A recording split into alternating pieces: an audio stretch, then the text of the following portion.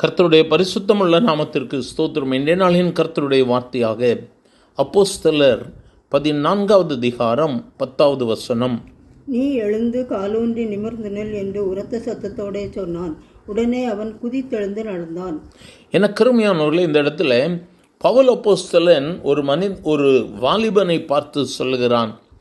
தாயின் வயிற்றில் இருந்து பிறந்த நாள் முதல் சப்பானியாயிருந்தவன், ஒருபோதும் நடவாதவன், அவன் கால்கள் எப்போதும் முடங்கி இருந்தபடியினால் அவனால் நடக்க முடியாது. ஆனால் பவுல் கர்த்தரை குறித்து பிரசங்கித்து கொண்டிருக்கிறான்.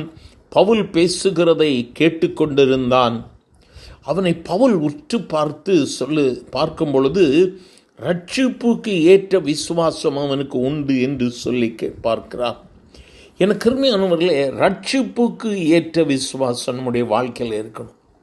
இயேசு தான் அற்புதங்களை செய்கிற தெய்வம் என்கிறதுல நம்ம ஒரு அடுத்த எண்ணத்திற்கு போகக்கூடாது.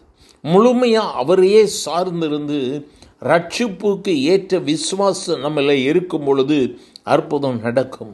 அந்த மனிதனை உற்று பவுல் பார்க்கிறான். அவனுடைய இருதயத்திலே ரட்சிப்புக்கு ஏற்ற விசுவாசம் இருக்கிறது.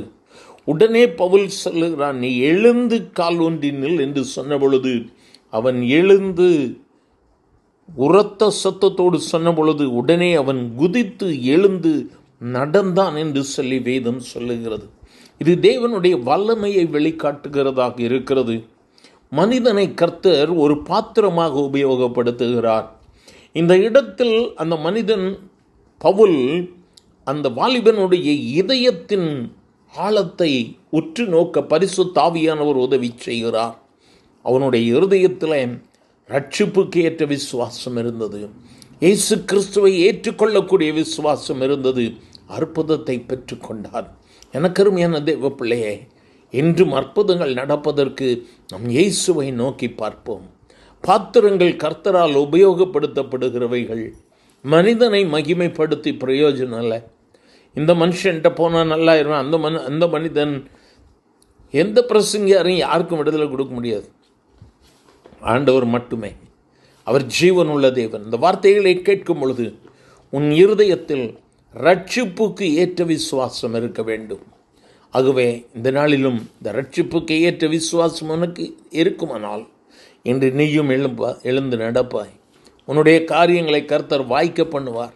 எந்தெந்த காரியத்தில் நீ முடங்கி கிடக்கிறாயோ, உன் வியாபாரம், உன் வாழ்க்கை எல்லாவற்றையுமே ஆண்டவர் மாற்றுவார். நோக்கி பார்க்கலாமா? எங்கள் அன்பின் ஆண்டவரே, ஆசீர்வதிக்கப்பட்ட இந்த காலை வேளைக்காக நன்றி. அன்று ஆண்டவரை சப்பானியாய் கடந்த மனிதனுக்கு அற்புதத்தை செய்த என் ஆண்டவர் இன்றும் தன்னுடைய வாழ்க்கையில் முடங்கி கிடக்கிற அநேகர், வியாபாரத்தில் முடக்கம், வாழ்க்கையில் தேக்கங்கள், ஆண்டவரே நிம்மதி இல்லை, சமாதானம் இல்லை என்று சொல்லி பல விதங்களில் முடங்கி கிடக்கிறவர்கள் சப்பானிகளை போன்று இந்த வார்த்தைகளை கேட்கிற ஒவ்வொருவர் மேலும் உம்முடைய வல்லமை இறங்கட்டும். ஆண்டவரே, இயேசுவின் நாமத்தில் கர்த்தர் விடுதலையை கட்டளையிடும்.